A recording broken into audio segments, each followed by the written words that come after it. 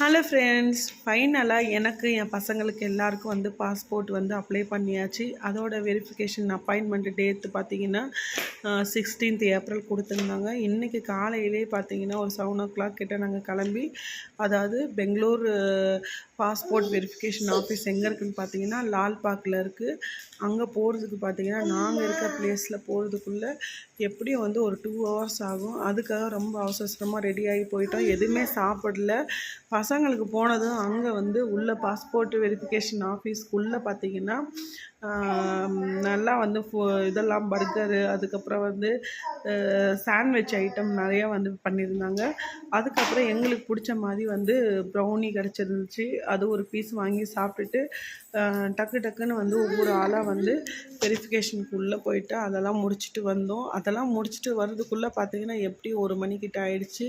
return வந்து கடைக்கு போயிட்டு சாப்பாடெலாம் சாப்பிட்டு